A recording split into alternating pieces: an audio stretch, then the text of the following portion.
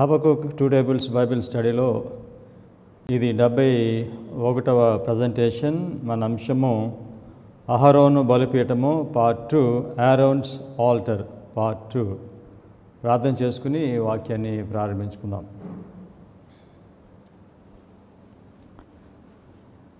పరలోకమందున్న మా తండ్రి, మీ పరిశుద్ధ నామమునకు స్తుతి మహిమ ఘనత కలుగునుగాక.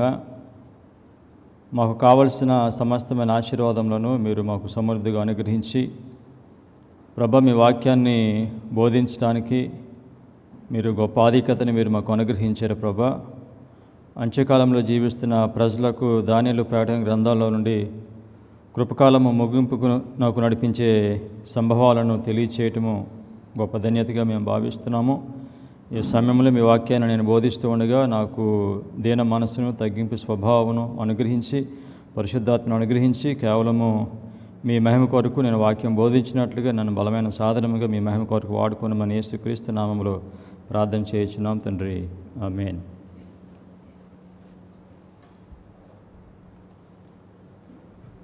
యేసుక్రీస్తు వారు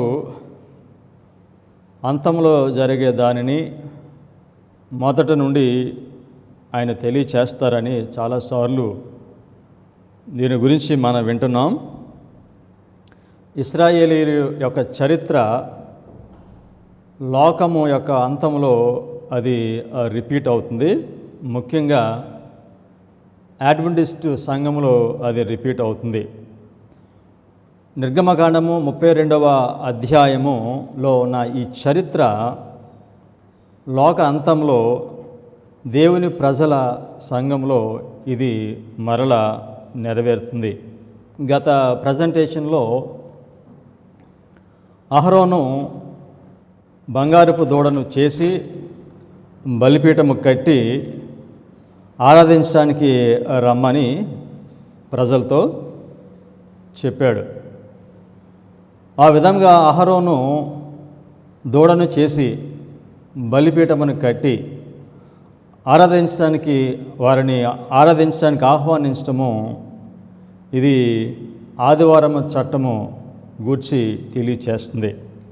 ఈ విధంగా అహరోను దూడను చేసి బలిపీఠమును కట్టి ఆరాధించమని ప్రజలకు చెప్పినప్పుడు దేవుడు దీనిని ఏమని పిలుస్తున్నాడు? నిర్గమకాండము 32వ అధ్యాయము 7-8 వచనాలు. కాగా యెహోవా మోషేతో ఇట్లనెను, నీవు దిగి వెళ్ళుము, ఐగుప్తు దేశము నుండి నీవు రప్పించిన ఈ ప్రజలు చెడిపోయిరి. నేను వారికి నియమించిన త్రోవ నుండి త్వరగా తొలగిపోయి తమ కొరకు పోతపోసిన దూడను చేసుకొని దానికి సాగిలపడి బలిని అర్పించి, ఓయి ఇశ్రాయేలు, ఐగుప్తు దేశం నుండి నిన్ను రప్పించిన నీ దేవుడు ఇదే అని చెప్పుకొని రనెను. దేవుడు మోషేతో అంటున్నాడు, నువ్వు తీసుకొచ్చిన ప్రజలు వారు చెడిపోయారని చెప్పి వారితో ఏమన్నాడంటే, నేను వారికి నియమించిన త్రోవ నుండి త్వరగా తొలగిపోయిరి. నేను వారికి ఒక త్రోవను చూపించాను, ఆ త్రోవలో ఈ ప్రజలు నడవాలి, అయితే వారు ఆ త్రోవలో నుండి తొలగిపోయారు అని చెప్పారు. అహరోను ఎప్పుడైతే దూడను చేశాడో, బలిపీఠం కట్టాడో, అప్పుడు అది దేనికి సూచనగా ఉందనంటే దేవుడు వారికి నియమించిన త్రోవ నుండి వారు తప్పిపోయారు.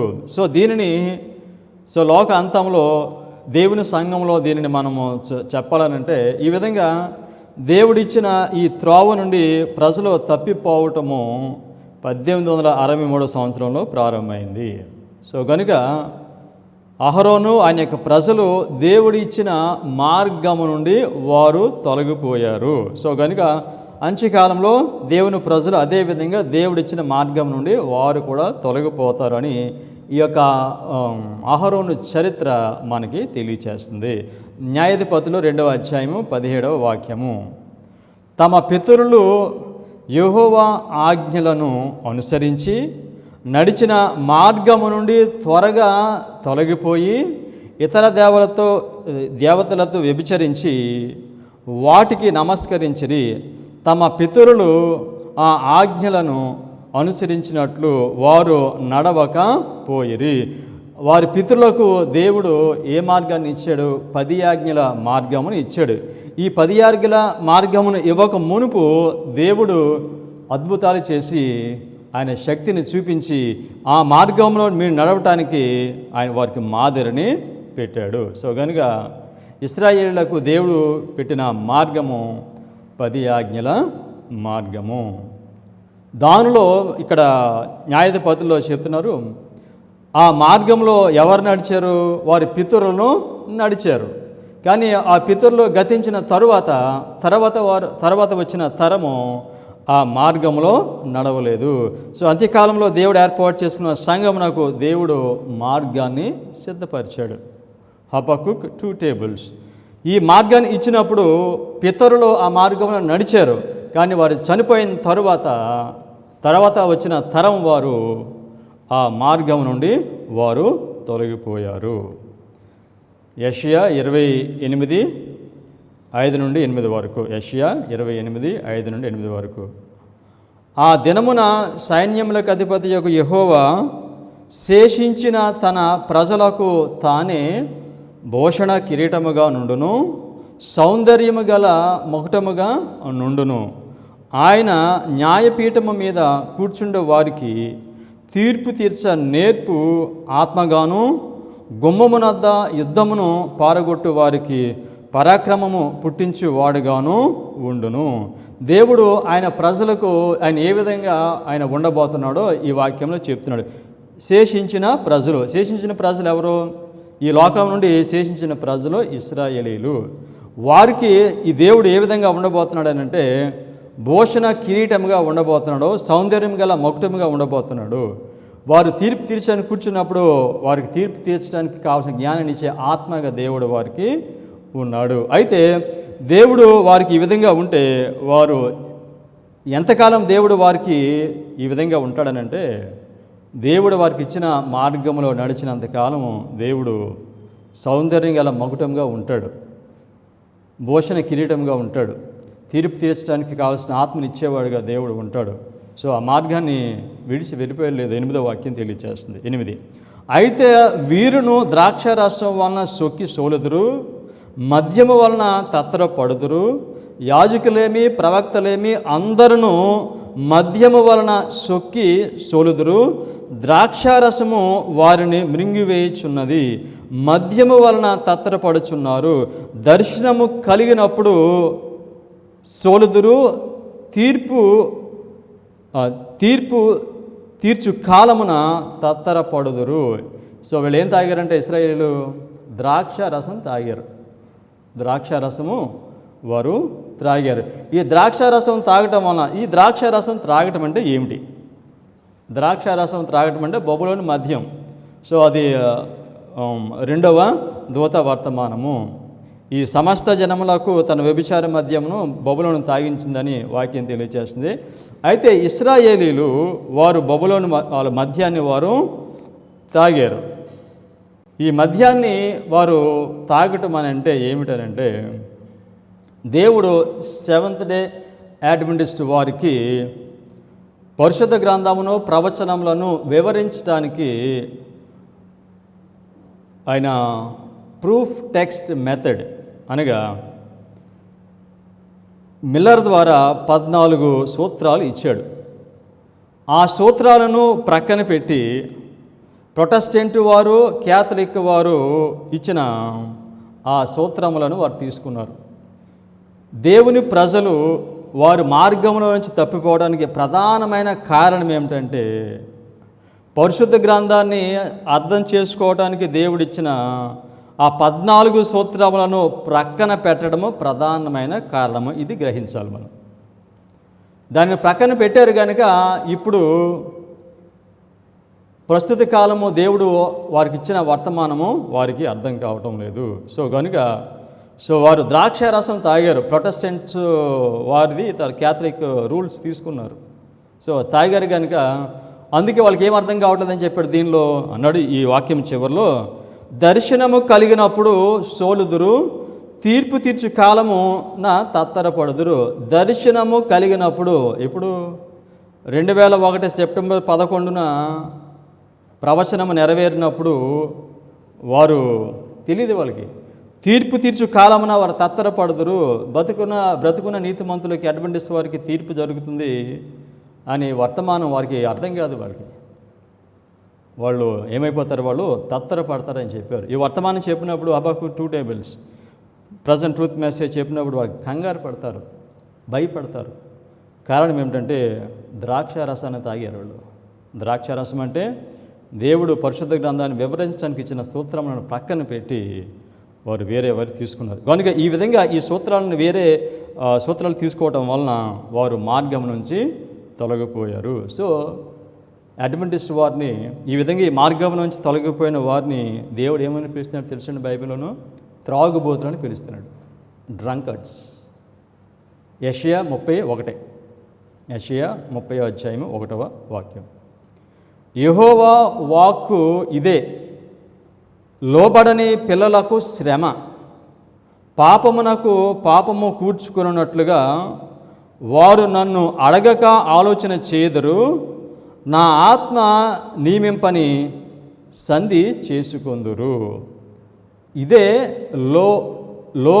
లోబడని పిల్లలకు శ్రమ, లోబడని పిల్లలకు శ్రమ. విధేయత చూపించలేదు వాళ్ళకి శ్రమ. వాళ్ళు ఏం చేస్తున్నారు? దేవుణ్ణి ఆలోచన అడగకుండా వారి సొంత ఆలోచనతో వారు నడుస్తున్నారు. ఓకే, సో 30వ అధ్యాయంలో మొదటి వాక్యం చదివాము. ఇప్పుడు ఇంకో కొంచెం వెనక్కి వెళ్దాం. యెషయా 29వ అధ్యాయం 1వ వాక్యం చదువుదాం. 1వ వాక్యం, అరీయేలుకు శ్రమ. దావీదు దండు దిగిన అరీయేలు పట్టణమునకు శ్రమ. సంవత్సరము వెంబడి సంవత్సరము గడవనీయుడి, పండుగలను క్రమముగా జరుగనీయుడి. అరీయేలు అంటే యెరూషలేము. అరీయేలు పట్టణంలో జీవించే ప్రజలంటే దేవుని ప్రజలు. సో కనుక అరీయేలుకు శ్రమ. సో వారికి ఎందుకు శ్రమో ఇంకొక అధ్యాయం వెనక్కి వెళ్దాం. 28వ అధ్యాయాన్ని మళ్ళీ మొదటి వాక్యం చదువుదాం.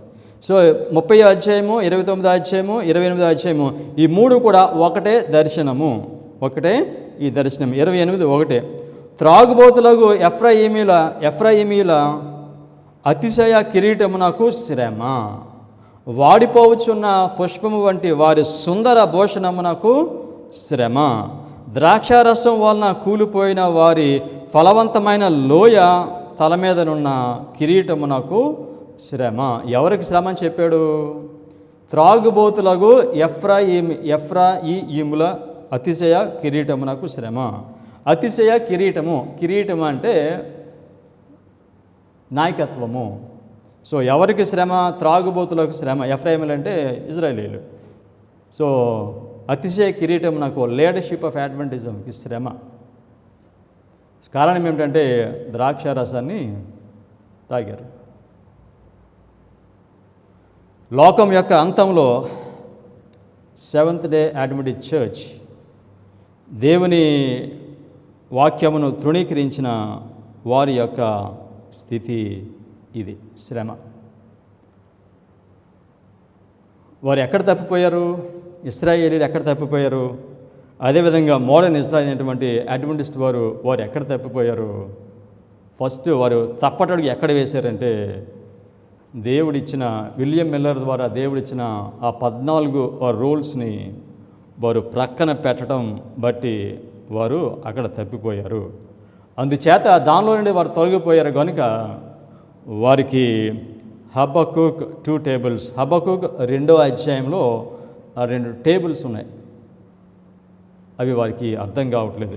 అవి అర్థం చేసుకోలేకపోతే 2001లో ఏం జరిగిందో వారికి అర్థం కాలేదు. అది అర్థం కాకపోతే వారికి పరిశుద్ధాత్మను వారు పొందలేరు. సో కనుక వారు తత్తరపడ్డారు. కారణం ఏమిటంటే దేవుడిచ్చిన సూత్రములను వారు ప్రక్కన పెట్టారు. చాలామంది అడ్వెంటిజంలో దీన్ని చాలా ఈజీగా, చాలా సులువుగా తీసుకుంటారు. కానీ వారి యొక్క పతనము ఇక్కడే ప్రారంభము అయింది. హబక్కూక్ 2 tables మీద ఉన్న ఈ వర్తమానమును వారు తృణీకరించడానికి ప్రధానమైన కారణము ఆ 14 సూత్రములను తృణీకరించడము. యెషయా 30వ అధ్యాయము 8 నుండి 17 వరకు చదువుదాం. యెషయా 30వ అధ్యాయము 8 నుండి 17 వరకు చదువుదాం. రాబో దినములలో చిరకాలము వరకు నిత్యము సాక్ష్యార్థముగా ఉండునట్లు నీవు వెళ్ళి వారి ఎదుట పలక మీద దీన్ని వ్రాసి గ్రంథములో లిఖింపుము. ఏమని చెప్పాడు? నువ్వు వెళ్ళి పలక మీద దీన్ని రాసి ఎక్కడ రాయాలి? గ్రంథములో లిఖింపుము. సో దీన్ని వింటున్న వారికి ఒక ప్రశ్న. పలక మీద రాసిన దాన్ని గ్రంథంలో రాయమన్నాడు. ఏంటవి? ముందు పలక మీద రాశాడు, తర్వాత గ్రంథంలో రాయమన్నాడు. 10 ఆజ్ఞలు పలక మీద రాసి తర్వాత గ్రంథంలో రాయమన్నాడు. తర్వాత గ్రంథంలో రాసిన దాన్ని పలక మీద రాయమన్నాడు. అది ఎక్కడుంది? హబక్కూకు 2వ అధ్యాయం. సో కనుక ఇశ్రాయేలీలకు ఇచ్చిన 10 ఆజ్ఞలు మోడర్న్ ఇజ్రాయెల్కి ఇచ్చిన 2 టేబుల్స్ ఫౌండేషన్.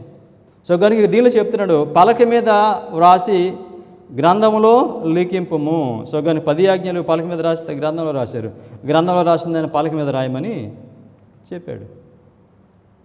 ఈ పలకల మీద రాయబడిన ఈ టూ టేబుల్స్ మీద రాయబడిన వాటిని అంగీకరించిన ప్రజలు వారు విశ్వాసం ద్వారా అతి పరిశుద్ధ స్థలంలోనికి వెళ్తారు. దీనిని అంగీకరించిన వారు పరిశుద్ధ స్థలంలోనే ఉంటారు. వారి ప్రార్థన అతి పరిశుద్ధ స్థలానికి వెళ్ళదు. అయితే యేసుక్రీస్తు వారిని వెంబడించడం అని అంటే యేసుక్రీస్తు వారు అతి పరిశుద్ధ స్థలంలో ఆయన ఉన్నారు. సో ఆయన అక్కడ ఉన్నారని మనం గ్రహిస్తేనే మనం చేసే ప్రార్థన అక్కడికి వెళ్తుంది. కనుక ఇంకా ఎవరైతే ఈ 2 టేబుల్స్ నమ్మని వారు ఎవరైతే ఉన్నారో వారి ప్రార్థన కేవలము పరిశుద్ధ స్థలం వారికి పరిమితము. అక్కడ వారికి సమాధానం ఎవరిస్తారని మిసెస్ వైట్ చెప్తున్నారంటే అపవాది వారి యొక్క ప్రార్థనలకు సమాధానము ఇస్తాడు అని చెప్తున్నారు. విధేయులను అవిధేయులను గుర్తించేది పాత నిబంధన గ్రంథంలో 10 ఆజ్ఞలు అయితే ఇప్పుడు దేవుని సంఘం నాకు ఎవరు విధేయులు ఎవరు అవిధేయులు అనేది గుర్తించేది హబక్కూక్ 2 టేబుల్స్. 9వ వాక్యం యెషయా 30:9. వారు తిరుగుబడు జనులు, అబద్ధమాడు పిల్లలు, యెహోవా ధర్మశాస్త్రము విననొల్లని పిల్లలు. ఇశ్రాయేలుతో మాట్లాడినప్పుడు వారు తిరుగుబాటు చేసే ప్రజలు, వారు అబద్ధమాడు పిల్లలు అంటే దేవుడు దేన్ని రిఫర్ చేస్తున్నారు? 10 ఆజ్ఞలు రిఫర్ చేస్తారు. దీని ఎండ్ ఆఫ్ ద వరల్డ్ దేవుని సంఘంలోకి దీన్ని మనం అన్వయించినప్పుడు దేన్ని దేవుడు అప్లై చేస్తాడు? హబక్కూక్ 2 టేబుల్స్.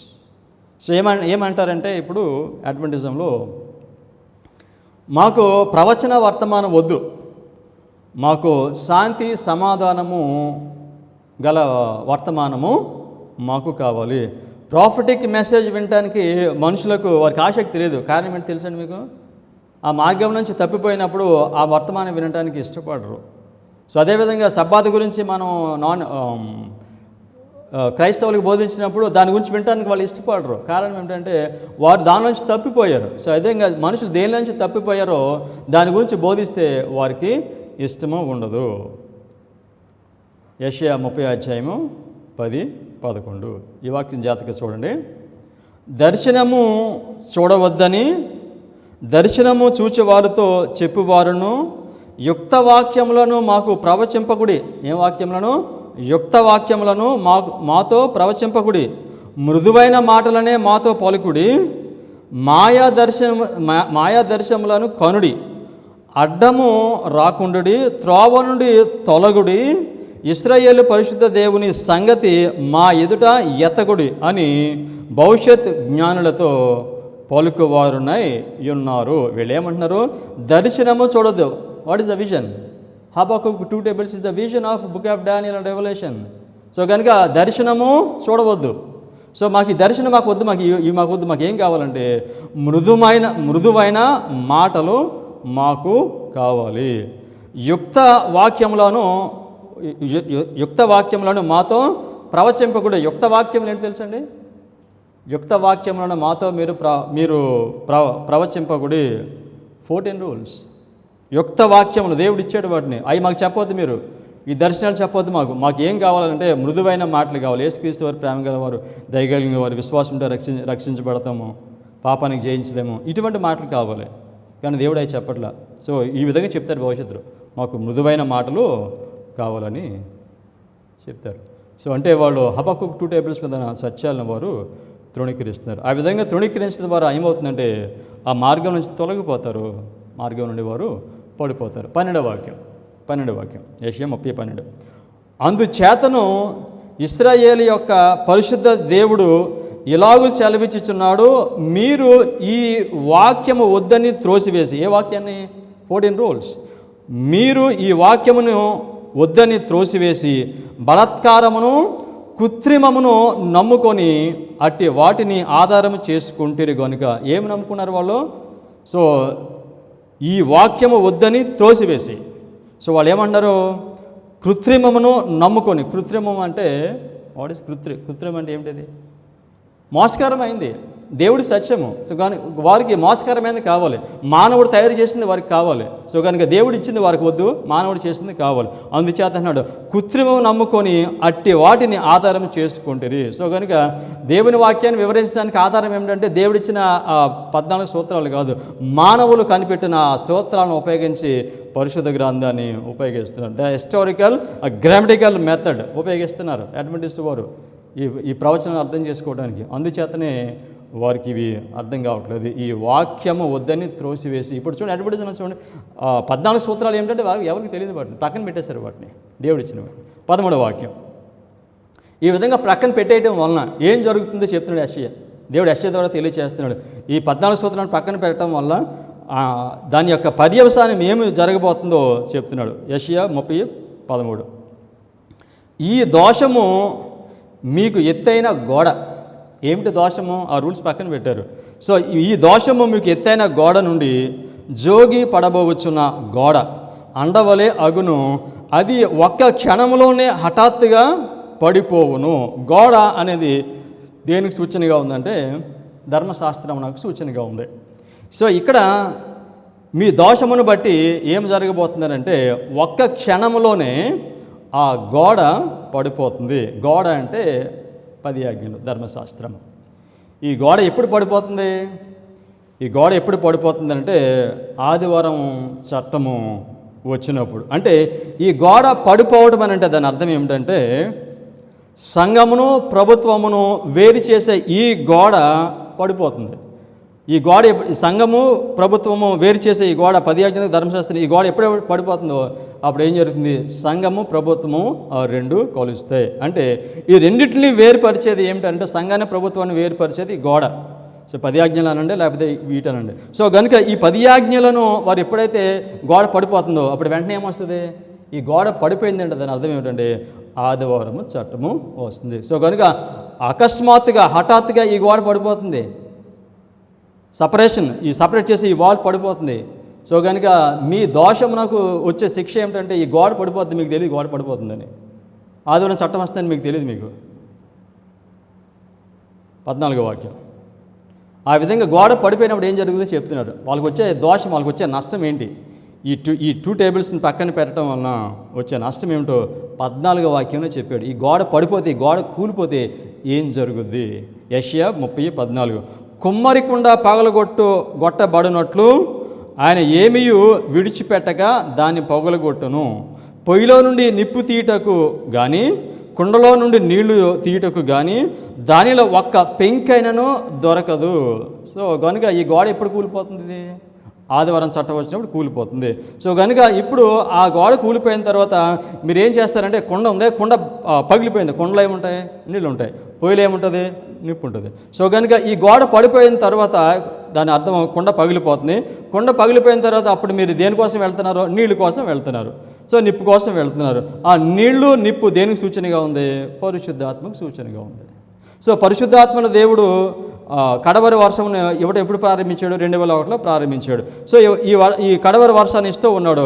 సో కనుక వాళ్ళు ఆ వాక్యములను వారు తృణీకరించారు కనుక 14 సూత్రములను వారికి హబక్కూకు 2 టేబుల్స్ తృణీకరించారు. ప్రస్తుతం ఏం జరుగుతుందో వారికి తెలియదు. 2001లో ఏం జరుగుతుందో వారికి తెలియదు. పరిశుద్ధాత్మ దేవుడు ఇచ్చాడు. అయితే ఆదివారం చట్టం వచ్చినప్పుడు అప్పుడు తెలుసుకుంటారు. అప్పుడు వారు దేనికోసం వెతుకుతారు? నిప్పు కోసం, నీళ్లు కోసం వెతుకుతారు. ఒకవేళ మీకు పెంకు దొరికిన దానిలో నీళ్ళు ఉండవని చెప్తున్నాడు. పరిశుద్ధాత్మ ఉండడు. ఇక పరిశుద్ధాత్మని మీరు పొందలేరు. సో కనుక మీరు ఆ వాక్యములను 14 సూత్రములను తృణీకరించడం ద్వారా మీకు కలిగే దోషము నష్టం ఏమిటంటే ఆదివారం చట్టం వస్తుంది, ఇక పరిశుద్ధాత్ముడు దేవుని ప్రజలకు ఇవ్వడు. ఆ సమయంలో మీరు వెతకడానికి వెళ్తారు. ఈ విధంగా పరిశుద్ధాత్మ కొరకు వెతకటానికి ఎవరైనా వెళ్ళిన వారు ఎవరైనా ఉన్నారో చరిత్రలోనూ? కమాన్, 10 మంది కన్యకులు 1844 సంవత్సరంలో యేసుక్రీస్తు వారు వస్తున్నారని బోధించిన తర్వాత యేసుక్రీస్తు వారు వస్తున్నారు, అర్ధరాత్రి కేక విన్నారు. అప్పుడు వీళ్ళు లేచితే వాళ్ళ దగ్గర నూనె లేదు, పరిశుద్ధాత్మ లేడు. అప్పుడు వాళ్ళు కొనుక్కోవడానికి వెళ్తారు. వాళ్ళు ఆలస్యం అయిపోయింది, దేవుడు ద్వారం మూసేశాడు. మూసేసిన తర్వాత వస్తారు, వచ్చి మాకు కూడా తలుపు తీయమన్నారు. సో కనుక వాళ్ళ ద్వారం తీయబడదు ఇంకా. సో కనుక ఇప్పుడు దేవుడు పరిశుద్ధాత్మని ఇస్తున్నాడు, వర్తమానాన్ని ఇస్తున్నాడు మనకి. సో కనుక ఆదివారం చట్టం వచ్చిన తర్వాత కొంతమంది రియలైజ్ అవుతారండి, మరి మనం పొరపాటు చేస్తాం, సత్యం చెప్పారని. అప్పుడు వారు వెతకడానికి ప్రయత్నం చేస్తారు. అందుకే అంటున్నాడు, నిప్పు తీయటకు కానీ గుంటలో నుండి నీళ్లు తీయటకు కానీ దానిలో ఒక్క పెంకైనని మీకు దొరక, ఇంక పరిశుద్ధాత్మ దొరకడం మీకు లేడుగా అయిపోయాడు, ప్రొబేషన్ క్లోజ్ అయిపోయింది. ఆదివారం చట్టం వచ్చినప్పుడు కృపకాలము ముగిస్తుంది. సో అందుచేత ఈ విధంగా జరగబోతుంది కనుక దేవుడు అంటున్నాడు, సో భవిష్యత్తులో జరగబోయేదాన్ని యెషయా ద్వారా తెలియచేస్తున్నాడు. సో కనుక మీరేం చేయాలో 15 వాక్యంలో చెప్తున్నాడు. సో కనుక ఈ విధంగా జరగబోతుంది కనుక మీరు ఎక్కడికి రావాలి? ఇప్పుడు మీరు ఎక్కడికి రావాలనంటే తిరిగి మళ్ళీ వెనక్కి రండి. 15 వాక్యం 30-15. ప్రభువును ఇశ్రాయేలు యొక్క పరిశుద్ధ దేవుడు నాకు యెహోవా ఎలాగూ సెలవిచ్చుచున్నాడు, మీరు మరలి వచ్చి ఊరకుండుట వలన రక్షింపబడెదరు. మీరు ఊరకుండి నమ్ముకొనుట వలన మీకు బలము కలుగును. కనుక దేవుడు పిలుస్తున్నాడు, మీరు వెనక్కి రండి. మీరు వెనకకు వస్తే మీరు రక్షించబడతారు, మీరు నమ్మాలి. సో దీనిలో పరిశుద్ధ దేవుడు యెహోవా ఎలాగో సెలవిచ్చుచున్నాడు, మీరు వెనక్కి రండి. సో మీరు వెనక్కి వస్తే రక్షించబడతారు, వెనక రాకపోతే మీకు బలం లేదు. సో కనుక మీరు నమ్మండి, ఈ మార్గాన్ని మీరు నమ్మండి. నమ్మే మీరు వెనక్కి రమ్మని చెప్తుంది. దీన్ని ఏమంటే మనం పురాతన మార్గములు. సో దీని మీద ఉన్నవి ఏమిటి? Foundational truths. హబక్కుక్ 2వ అధ్యాయము, హబక్కుక్ 2వ అధ్యాయము 2 చార్ట్స్ ఉన్నాయి. హబక్కుక్ 3 అధ్యాయాలు పెట్టలేదు, 2 అధ్యాయాలు పెట్టాడు 2 చార్ట్స్. ఎందుకని? హబక్కుక్ 2 చార్ట్స్ ఉన్నాయి దాంట్లో, అందుకే 2 అధ్యాయాలను పెట్టాడు దేవుడు దాన్ని. హబక్కుక్ గ్రంథము అడ్వెంటిజంలో ఉన్న తిరుగుబాటుదారులను చూపిస్తుంది. ఎవరు బుద్ధి కలిగిన వారు, ఎవరు బుద్ధి లేని వారు అనేది ఎవరు చూపిస్తారు? హబక్కుక్ 2 టేబుల్స్ చూపిస్తాయి. సో కనుక ఈ విధంగా దేవుడు వెనకకు రమ్మని పిలుస్తున్నాడు. వెనకకు రాకపోతే వారు గుర్రములెక్కి పారిపోవలసి వస్తుంది. యెషయా 30:16. అయినను మీరు సమ్మతింపక అట్లు కాదు, మేము గుర్రములను ఎక్కి పారిపోదామంటిరి, కాగా మీరు పారిపోవలసి వచ్చెను. మేము వడిగల గుర్రములను ఎక్కి పోయేదమంటిరే, కాగా మిమ్మును తరుమువారు వడిగల వారుగా నుందురు. సో కనుక వీళ్ళు మీరు వెనకకి రమ్మని పిలుస్తూ ఉంటే వెళ్ళేమంటే తెలుసా, మేము వెనకకి రాము, మేము గుర్రములు ఎక్కి పారిపోతాం. మేము గుర్రాలను ఎక్కి పారిపోతాయి. గుర్రాలు దేని సూచనగా ఉంది? 1844 సంవత్సరంలో యేసుక్రీస్తు వారు రాలేదు. సో అక్కడ మనము బుద్ధి కలిగిన కన్యకులని, బుద్ధి లేని కన్యకులను చూస్తాము. బుద్ధి లేని కన్యకులు వారు వెళ్ళిపోయారు, వాళ్ళు బుద్ధి కలిగిన వారు మాత్రమే అక్కడ ఉన్నారు. 50,000 మందిలో అప్రాక్సిమేట్గా ఎంతమంది మిగిలారండి? 50 మంది మిగిలారు. అంటే 1000:1 అనమాట, 1000కి 1 మిగిలారు. సో ఇప్పుడు అడ్వెంటిజంలో ఉన్న ఈ జనాంగంలో సో 1000కి 1 మిగులుతారు సింబాలిక్గా. ఇప్పుడు ఆదివారం చట్టం వచ్చినప్పుడు 1844లో సో 50,000 మంది మిగిలారు. సో కనుక పారిపోతారు. సో మిసెస్ వైట్ ఏం చెప్తున్నారో చూద్దాం. ఆదివారం చట్టం వచ్చినప్పుడు 1844 ఈ సండేలో, ఓకే, ఆదివారం చట్టం వచ్చినప్పుడు దేవుని ప్రజలు ఎవరో తెలుస్తుంది. 1844లో నిజంగా దేవుడు నమ్మి వచ్చిన వారు ఎవరో తెలిసింది, నిజంగా ఫలం ఫలించేవారు ఎవరో తెలుస్తుంది, నిజంగా దేవుడు నమ్మిన వారు ఎవరో తెలిసింది. అదేవిధంగా ఆదివారం చట్టం వచ్చినప్పుడు కూడా అదే జరుగుతుంది. Selected messages book 2 page 368. Selected messages book 2 page 368. When the law of God is made void, the church will be sifted by fiery trials, and a large portion then we now anticipate will give heed to seducing spirits and doctrines of devils, instead of being strengthened when brought into the straight places, many prove that they are not a living branches of the true vine. They bore no fruit, and the husbandman taketh them away. ఎక్కడున్నాయి మాటలు? So కనుక ఆదివారం ఈ ధర్మశాస్త్రాన్ని వారు మీరినప్పుడు, వారు పడగొట్టినప్పుడు, అంటే ఆదివారం చట్టం వచ్చినప్పుడు ఏమనుకుంటున్నామంటే చాలామంది మనుషులు వారి విశ్వాసాన్ని విడిచిపెట్టేస్తారు, వాళ్ళు పడిపోతారు అనుకుంటున్నాం. మనం అనుకున్న దానికంటే ఎక్కువ అండి. A large portion than we anticipate will give heed to the seducing spirits. అబద్ధపు బోధలకు, వారు దెయ్యముల బోధలకు వాళ్ళు అంగీకరిస్తారు. ఆదివారం చట్టం చాలా అనుకున్న వారికంటే చాలా ఎక్కువ మంది వాటిని అంగీకరిస్తారు. ఎందుచేత instead of being straight and when brought in to the straight places, సరే తిన్నమైన మార్గంలోకి రమ్మని పిలుస్తున్నారు, వాళ్ళు రావట్లేదు. అందుచేత వాళ్ళు ఆ దెయ్యపు బోధలను వారు అంగీకరిస్తారు. ఈ విధంగా ఈ బోధలను అంగీకరించే వాళ్ళు ఎవరో, ఈ తిన్నమైన మార్గంలోనికి, పురాతన మార్గంలోనికి రాని వారు ఎవరు అని అంటే ఫూలిష్ వర్జిన్స్, బుద్ధి లేని వారు, అంటే వారు ఫలము ఫలించిన వారు. అందుకే అన్నాడు దీనిలోను. So not living branches of the true vine. So కనుక ద్రాక్ష వల్లితో వారు అంటగట్టబడిన వారు కాదు, అందుచేత వారు ఫలాలు ఫలించట్లేదు. అందుచేత ఆదివారం చట్టం వచ్చినప్పుడు వాళ్ళు వెళ్ళిపోతారు. So not living branches of the true vine, they bore no fruit, and the husband man taketh them away. ఏం చేస్తాడు? ఆ ద్రాక్ష వల్లెల నుండి దేవుడు వారిని తీసేస్తాడు. 1844లో ద్రాక్ష వల్లెలో అంటుకట్టబడలేరు కనుక దానిలో ఉన్న వాటిని అయినా తీసేసాడు. ఆ వాక్యం చదువు, యోహాను సువార్త 15వ అధ్యాయము 1-2 వాక్యములు. నేను నిజమైన ద్రాక్ష వల్లిని, నా తండ్రి వ్యవసాయకుడు. నాలో ఫలింపని ప్రతి తీగను ఆయన తీసి పారవేయను. ఫలించు ప్రతి తీగ మరీ ఎక్కువగా ఫలింపవలనని దానిలో నుండి పనికిరాని తీగలను తీసివేయను. ఏమని చెప్పాడండి దీనిలోను? నేను నిజమైన ద్రాక్ష వల్లిని, నా తండ్రి వ్యవసాయకుడు. నాలో ఫలింపని తీగను ఆయన తీసి పారవేయను. ఎప్పుడు తీసేస్తాడు ఫలింపని తీగను? అట్ ది సండేలో, ఆదివారం చట్టం వచ్చినప్పుడు ఆయన ఫలింపని తీగలన్నింటిని తీసేస్తాడు. వీళ్ళ ఫలింపని తీగలు ఎవరో? ఫూలిష్ వర్జిన్స్, బుద్ధి లేని వారు, కన్యకులు వారు.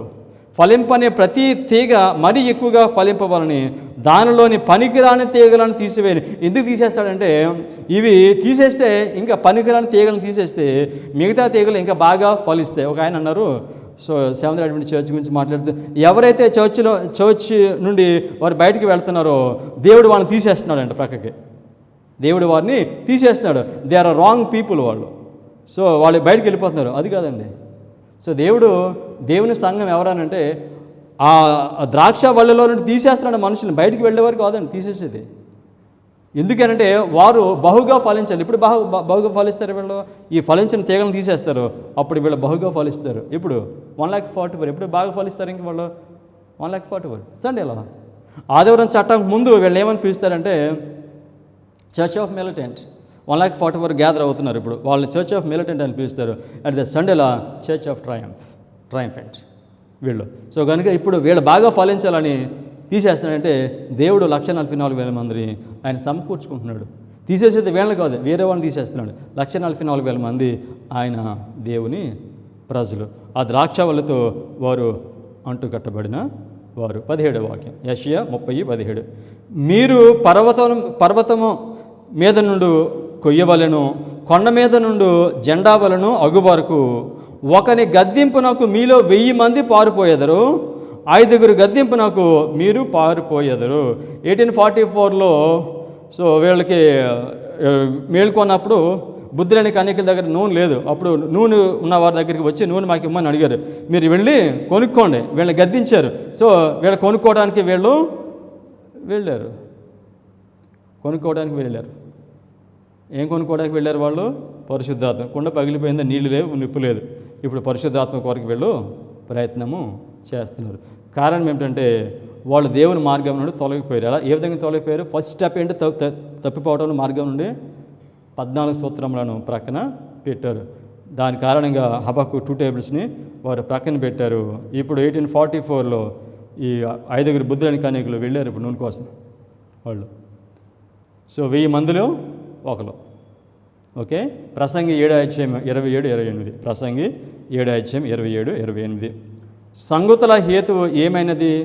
కనుగొనుటకై నేను ఆయా కార్యములను తరచి చూడగా ఇది నాకు కనబడనని ప్రసంగి అయిన నేను చెప్పుచున్నాను. అయితే నేను తరచి చూచినను నాకు కనబడనేది ఒకటి ఉన్నది.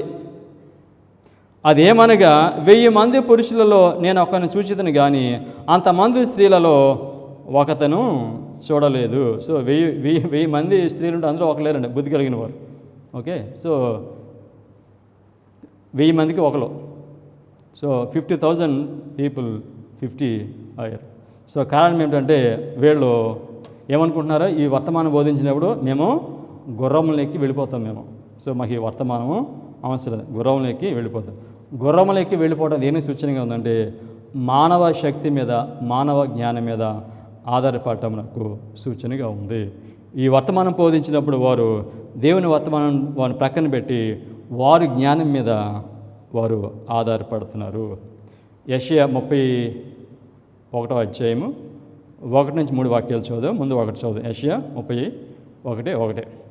ఇశ్రాయేలు పరిశుద్ధ దేవుని లక్ష్య పెట్టకయు యెహోవా యొద్ద విచారింపకయు సహాయము నిమిత్తము ఐగుప్తునకు వెళ్ళుచు గుర్రములను ఆధారము చేసుకొని వారి రథములు విస్తారములనియు రౌతులు బలాఢ్యులనియు వారిని ఆశ్రయించు వారికి శ్రమ. సో వీళ్ళు ఎక్కడికి వెళ్తున్నారు? వీళ్ళు ఐగుప్తునకు వెళ్తున్నారు. సో ఐగుప్తు గుర్రముల దగ్గరికి వెళ్తున్నారు. సో వాళ్ళు ఏమనుకుంటున్నారంటే ఐగుప్తు గుర్రములు ఆధారం చేసుకుందాం. సో వాళ్ళు ఐగుప్తు దేనికి సూచనగా ఉంది? లోకమునకు సూచనగా ఉంది. సో దేవుడిచ్చిన వర్తమానాన్ని కాకుండా లోకంలో ఉన్న జ్ఞానాన్ని మనుషులు తీసుకుంటున్నారు. సో కనుక అహరోను ఈ దూడను చేసినప్పుడు వాళ్ళు ఏమని చెప్పారు? వాళ్ళు ఎక్కడికి వెళ్దామన్నారు? అమెరికా వెళ్దామన్నారా? ఐగుప్తు దేశం వెళ్దామన్నారు. సో మళ్ళీ అడ్వెంటిస్ట్ వారు ఎక్కడికి వెళ్తారు? లోకమున ఐగుప్తుకి వెళ్తున్నారు ఇప్పుడు. సో కనుక వారి బలం ఏమిటంటే దేవుని యొక్క వాక్యం కాదు, ప్రవచనాలు కాదండి. సో కనుక లోకము యొక్క జ్ఞానాన్ని మనుషులు తీసుకుంటున్నారు. సో ఆ విధంగా ఎవరైతే ఆశ్రయిస్తారో వాళ్ళకి శ్రమ. గుర్రములను ఆధారము చేసుకుని వారి రథములు విస్తారములనియు రౌతులు బలాఢ్యులనియు వారికి ఆశ్రయించు వారికి శ్రమ. సో కనుక అహరోను ఈ ప్రజలను దూడం చేసి బలిపీఠం కట్టి ఆరాధించి మేము వెనక్కి వెళ్తామన్నారు. సో అదే డైరెక్షన్ తీసుకున్నాం. నిర్గమకాండం 32వ అధ్యాయం అహరోను యొక్క చరిత్ర అడ్వెంటిజంలో అది నెరవేరుతుంది.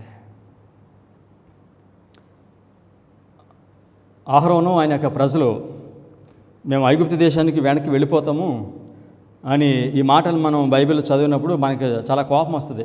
ఎందుకంటే దేవుడు ఎన్ని అద్భుతాలు చేస్తాడు, వీళ్ళకి ఏమాత్రం జ్ఞానం ఉంది, వీళ్ళకి విగ్రహాలను ఆధారం చేస్తారా, ఐగుప్తు దేశానికి వెళ్తారా అని. కానీ అదే పని మనం చేస్తున్నాం. ఇప్పుడు మనం కూడా ఐగుప్తుకి వెళ్తున్నాం. వారు చేసిన పొరపాటుని మనము చేస్తున్నాం. ఐగుప్తుకి వెళ్తున్నామండి. దేవుడిచ్చిన ఈ వాక్యాలని, ఈ సత్యాలను తృణీకరించి యెషయా 31వ అధ్యాయం 2-3 వాక్యాలు. అయినను ఆయనయు బుద్ధిమంతుడిగా ఉన్నాడు, మాట తప్పగా దుష్టుల ఇంటి వారి మీదను కీడు చేయు వారికి తోడ్పడు వారి మీదను ఆయన లేచును. ఐగుప్తీయులు, వినండి 3వ వాక్యము, ఐగుప్తీయులు మనుషులే కానీ దేవుడు కారు. ఐగుప్తీయుల గుర్రములు మాంసమయములే కానీ ఆత్మ కావు. యెహోవా తన చెయ్యి చాపగా సహాయము చేయువాడు జోగును, సహాయము పొందువాడు పడును, వారందరూ కూడి నాశనమగుదురు. ఐగుప్తు గురించి మాట్లాడితే ఏమన్నారు? ఐగుప్తీయులు మనుషులే కానీ వారు దేవుడు కారు. సో కనుక మేము ఐగుప్తు దేశానికి వెళ్తున్నప్పుడు వారు ఎవరి మీద ఆధారపడుతున్నారు? దేవుని మీద ఆధారపడటం లేదు. ఐగుప్తీయుల గుర్రములు మాంసమయములే కానీ ఆత్మ కావు. సో కనుక ఈ ప్రజలు ఐగుప్తునకు వెళ్తున్నారు సింబాలిక్గా. సో ఎవరైతే ఐగుప్తుకి వెళ్తున్నారో సహాయం కొరకు అంటున్నారు. దీనిలోనూ సహాయం చేయవాడు జోగును, సహాయం పొందువాడును పడును. అంటే సహాయం చేస్తున్నవాడు పడిపోతాడు, సహాయం పొందినవాడు కూడా పడిపోతాడు. ఐగుప్తు దేశానికి సహాయం కొరకు వెళ్తే పొందినవాడు పడిపోతాడు, సహాయం చేసినవాడు కూడా పడిపోతాడు. వారందరూ కూడి నాశనమగుదురు. సో కనుక ఎవరైతే ఈ రాంగ్ ఇంటర్ప్రిటేషన్ తీసుకుని వీటిని తృణీకరిస్తున్నారో వాళ్ళు బోధించేవారు పడిపోతారు, ఆ బోధన విన్నవారు కూడా పడిపోతారు. సో దేవుడు ఏమన్నాడు, మీరు తిరిగి వెనక్కి రండి. ఇర్మియా 6వ అధ్యాయం 16-17 వాక్యాలు. ఈ వాక్యం చాలాసార్లు చదివాము. ఈ వాక్యం ఎన్నిసార్లు చదివినా మంచిదే. ఇర్మియా 6వ అధ్యాయం 16-17. యెహోవా ఎలాగో సెలవిచ్చుచున్నాడో మార్గంలో నిలిచి చూడుడి, పురాతన మార్గం గురించి విచారించుడు, మేలు కలుగు మార్గం ఏది అని అడిగి అందులో నడుచుకొనుడి, అప్పుడు మీకు నెమ్మది కలుగును. అయితే వారు మేము అందులో నడుచుకోనమని చెప్పుచున్నారు. మిమ్మును కాపు కాయుటకు నేను కావలి వారిని ఉంచి ఉన్నాను, ఆలకించుడి, వారు చేయు బోరధ్వని వినబడుచున్నది. సో మీరు పురాతన మార్గంలోకి రండి, అప్పుడు మీకు నెమ్మది కలుగుతుంది. నెమ్మది అంటే రిఫ్రెషింగ్, పరిశుద్ధాత్ముడు. ఈ పురాతన మార్గంలోకి వస్తే మీకు పరిశుద్ధాత్మను చూస్తారు. మీరు ఎవరైతే పరిశుద్ధాత్మను చూస్తారో, గుర్తిస్తారో వారు మాత్రమే పరిశుద్ధాత్మను పొందుతారు. పరిశుద్ధాత్మను గుర్తించిన వారు పరిశుద్ధాత్మను పొందరు. సో కనుక పరిశుద్ధాత్మ దేవుడు ఇచ్చాడని దాన్ని గుర్తించాలంటే ముందు మనిషి ఎక్కడికి రావాలి? పురాతన మార్గం నాకు రావాలి. సో కనుక ఆ పురాతన మార్గంలో ఏం వినపడుతుంది? పురాతన మార్గంలో బోరధ్వని వినబడుతుంది. 7వ బోర, 3వ శ్రమ అక్కడ వినబడుతుంది. దేవుడు పురాతన మార్గం రమ్మని పిలుస్తున్నాడు. హబక్కూకు 2 tables. వాటిని తృణీకరించడం ద్వారా వీళ్ళు అవుట్ ఆఫ్ ద వే, దారి నుంచి ప్రజలు తొలగిపోయారు. నిర్గమకాండము 32వ అధ్యాయం, మళ్ళీ వెనక్కి వస్తున్నాం మనం. సో 32వ అధ్యాయంలో స్టోరీ మనం చదువుతున్నాం. ఓకే, నిర్గమ 32, 9-16 వరకు. మరియు యెహోవా ఇట్లనెను, నేను ఈ ప్రజలను చూచియున్నాను, ఇదిగో వారు లోబడనలని ప్రజలు, కావున నీవు ఓరకుండుము, నా కోపము వారి మీద మండును, నేను వారిని కాల్చివేసి నిన్ను గొప్ప జనముగా చేసేదనని మోషేతో చెప్పగా, మోషే తన దేవుడైన యెహోవాను బ్రతిమాలుకొని, యెహోవా, నీవు మహాశక్తి వలన, బాహుబలము వలన ఐగుప్తు దేశంలో నుండి రప్పించిన నీ ప్రజలు మీద నీ కోపము మండనేలా? నేను నాశనం చేసేస్తానంటే మోషే ప్రార్థన చేస్తున్నాడు, వెళ్ళి నువ్వు నాశనం చేయొద్దు, నువ్వు తీసుకుని వచ్చాను. తర్వాత 12వ వాక్యము, ఆయన కొండలలో వారిని చంపునట్లును, భూమి మీద నుండి వారిని నశింపజేయనట్లును, కీడు కొరకే వారిని తీసుకొని పోయినని ఐగుప్తీయులు ఎలా చెప్పుకొనవలను? నీ కోపాగ్ని నుండి మల్లుకొని నీవు నీ ప్రజలకు ఈ కీడు చేయక దాన్ని గూర్చి సంతాపపడము. దేవునితో ప్రార్థన చేస్తున్నాడు ఆయన. ఓకే, 13వ వాక్యం, నీ సేవకులైన అబ్రహామును, ఇస్సాకును, ఇశ్రాయేలును జ్ఞాపకము చేసుకొనుము, నీవు వారితో ఆకాశ నక్షత్రం వల్లే మీ సంతానము అభివృద్ధి చేసి నేను చెప్పిన ఈ సమస్త భూమిని మీ సంతానమున కిచ్చేదననియు, వారు నిరంతరము దానికి హక్కుదారులు అవుదరనియు వారితో నీ తోడని ప్రమాణము చేసి చెప్పిద్దవని. దేవుడు ఏమైతే ప్రమాణం చేశాడో వాటిని దేవునికి మోషే జ్ఞాపకం చేస్తున్నాడు, ప్రార్థన చేస్తే ఇవన్నీ జ్ఞాపకం చేస్తున్నాడు. సో ఇది స్పిరిచువల్ ఆస్పెక్ట్లో తర్వాత చూద్దాం మనం, ఎందుకు ఇటువంటి ప్రార్థన మోషే చేస్తున్నాడు. ఓకే, 14వ వాక్యం, అంతటా యెహోవా తన ప్రజలకు చేసేదనని చెప్పిన కీడిని గూర్చి సంతాపపడెను. మోషే శాసనము గల 2 పలకలను చేత పట్టుకొని కొండ దిగి వచ్చెను. ఆ పలకలు ఇరు ప్రక్కలను వ్రాయబడినవి, ఇవి ఈ ప్రక్కను ఆ ప్రక్కను వ్రాయబడి ఉండెను. ఆ పలకలు దేవుడు చేసినవి. ఈ పలకలను ఎవరు చేశారు? దేవుడు చేసినవి. ఆ పలకల మీద చెక్కబడిన వ్రాత దేవుని వ్రాత. సో కనుక 2 పలకల మీద దేవుని వ్రాత ఉంది. అదేవిధంగా 1843 చార్ట్, 1850 చార్ట్, వీటి గురించి మాట్లాడుతూ 1843 చార్ట్కి మనకి బైబిల్లో ప్రవచన సారంలో మనకి స్టేట్మెంట్స్ ఉన్నాయి, 1850కి మనకు ఉన్నాయి. కానీ ఈ రెండింటిని ప్రక్కన పెట్టి, హబక్కూకు 2 tablesని పక్కన పెట్టి 1863లో ఇంకొక చార్ట్ చేశారు. ఈ చార్ట్కి పరిశుద్ధ గ్రంథంలో కానీ ప్రవచన సారంలో కానీ ఎక్కడ దీనికి ఆధారము లేదు. ఇది ఐగుప్తుకి వెనక్కి వెళ్ళే మార్గము.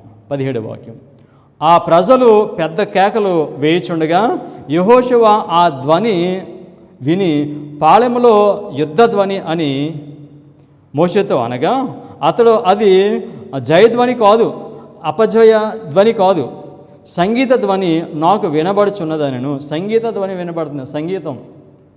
వీళ్ళు దేవుని మార్గాన్ని ప్రక్కన పెట్టి వారి మార్గంలో వెళ్తున్నారు. ఇక్కడ సంగీతం. ఇప్పుడు సంచకాలంలో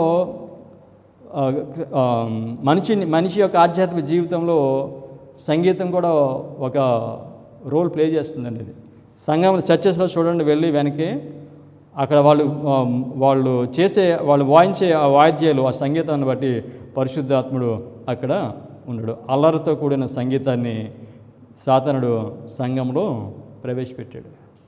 సో వీళ్ళు ఇప్పుడు ఏం చేస్తున్నారు? వీళ్ళు ధ్వని, దేవుని ఆరాధన చేస్తున్నారు, విపరీతమైన శబ్దం చేస్తున్నారు. అది వారు ఆరాధన అనుకుంటున్నారు. సో వారు ఏం చేశారు తెలుసా? వారు దేవుని యొక్క నిబంధనను వారు మీరారు. సో కనుక మోషే ఇప్పుడు ఆ పలకలు తీసుకుని కిందకు వస్తున్నాడు. వారు దేవుడు వారితో చేసే నిబంధనను మీరారు కనుక వారు మీరారని చూపించడానికి మోషే ఒక పని చేస్తాడు. ఇక్కడ 19వ వాక్యము, అతడు పాళెమునకు సమీపింపగా ఆ దూడను వారు నాట్యమాడుటను చూచెను. అందుకు మోషే కోపము మండెను. అతడు కొండ దిగువన తన చేతుల్లో నుండి ఆ పలకలను పడవేసి వాటిని పగులగొట్టెను.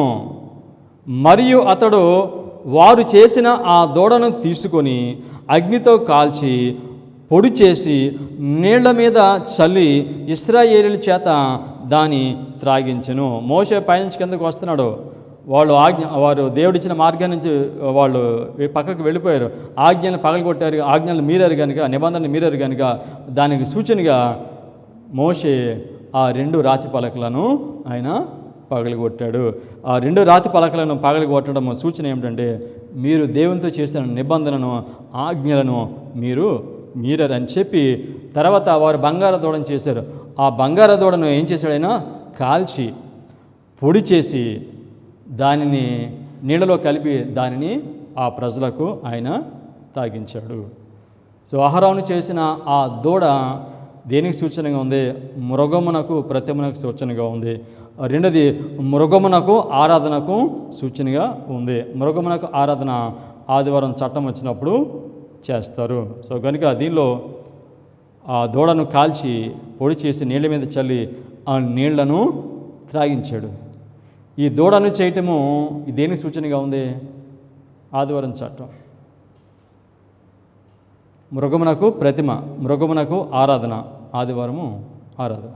సో కనుక ఈ వాక్యం ద్వారా దేవుడు ఏం తెలియచేస్తున్నారంటే, ఆదివారం చట్టం వచ్చినప్పుడు ఎవరైతే అహరోను వలె వారు దేవుని మార్గాన్ని విడిచిపెట్టి వేరే మార్గానికి వెళ్తారో, ఆ విధంగా వెళ్ళిన వారు విశ్రాంతి దినానికి బదులుగా వారు నకిలీ విశ్రాంతి దినాన్ని వారు అంగీకరిస్తారు, మృగముద్రం పొందుతారు. ఈ విధంగా ఎవరైతే మృగముద్రం పొందుతారో వారిని దేవుడు కృప లేకుండా శిక్షించబోతున్నాడు అని తెలియచేయటం నాకు సూచనగా దేవుడు ఈ మాటలు చెప్తున్నాడు. ప్రకటన 14వ అధ్యాయము 9-10 వచనములు. ప్రకటన 14:9-10. మరియు వేరొక దూత అనగా 3వ దూత వీరి వెంబడి వచ్చి గొప్ప స్వరముతో ఇలాగూ చెప్పును, ఆ క్రూర మృగమునకు కానీ దాని ప్రతిమకు కానీ ఎవడైనాను నమస్కారము చేసి, అహరోను చేసిన దూడ రెండింటికి సూచనగా ఉంది. మృగమునకు ప్రతిమ, మృగమునకు నమస్కారము. సో అక్కడ ఆ ప్రజలు ఆ విధంగా మృగమునకు ప్రతిమ చేశారు, ఆ ప్రతిమకు నమస్కారం చేశారు. అందుచేత దానిని కాల్చి ఆ బూడిద నీళ్ళలో పోసి దాన్ని తాగించాడు. అది దేనికి సూచనగా ఉంది ఇక్కడ చెప్తున్నాడు. తన నొసడి యందేమి తన చేతి మీదనేమి ఆ ముద్ర వేయించుకుని ఎడల ఏమీ కలుపబడకుండా దేవుని ఉగ్రత పాత్రలో పోయబడిన దేవుని కోపమని మద్యమును వాడు త్రాగును. పరిశుద్ధ దూతల ఎదుటను గొర్రెపిల్ల ఎదుటను అగ్ని గంధకముల చేత వాడు బాధింపబడును. అర్థమైందండి? ఎందుచేత ఆ మోషే ఆ బంగారు దూడను కాల్చి పొడి చేసి నీళ్ళలో వేసి దాన్ని తాగించాడు తెలుసా? చివరిలో ఆ మృగమునకు ప్రతిమను చేసి ఆ మృగమునకు నమస్కారం చేసేవారు అందరికీ ఏ విధంగా వారిని శిక్షించబోతున్నాడు? ఏమీ కలుపబడకుండా, ఇక కృప ఏమీ చూపించకుండా ఆ మృగమునకు నమస్కారం చేసిన వారిని, ఆ మృగమునకు ప్రతిమను చేసేవారిని దేవుడు శిక్షించబోతున్నాడు అని నిర్గమకాండము 32వ అధ్యాయం ద్వారా దేవుడు మనకి తెలియచేస్తున్నాడు. అహరోను కథ లోక అంతంలో మృగము యొక్క ముద్రను పొంది మృగం నాకు నమస్కారం చేసేవారు అందరిని ఏ విధంగా దేవుడు శిక్షించబోతున్నాడో అని తెలియచేయడానికి 32 అధ్యాయము సూచనగా నీకు నాకు పెట్టాడు. అడ్వెంటిస్ట్ వారు త్రోవ నుండి తొలగిపోయారు. ఏ విధంగా తొలగిపోయారు వాళ్ళు? దేవుడిచ్చిన 14 విలియం మిల్లర్ ద్వారా వచ్చిన 14 సూత్రములను వారు తృణీకరించారు. కనుక హబక్కూకు 2 టేబుల్స్ని వారు తృణీకరించారు. వారి మార్గంలో నుంచి తొలగిపోయి వాళ్ళు ఇప్పుడు ఆదివారం చట్టం వచ్చినప్పుడు శిక్షించబడటానికి సిద్ధపడుతున్నారు. దేవుని ప్రజలను దేవుడు పిలుస్తున్నాడు వెనక్కి రమ్మని. వెనుకకు వచ్చిన వారు దేవుని ముద్రను పొందుతారు. వారు దేవుని రాజ్యంలో ఉంటారు. ప్రార్థన చేసుకుందాం.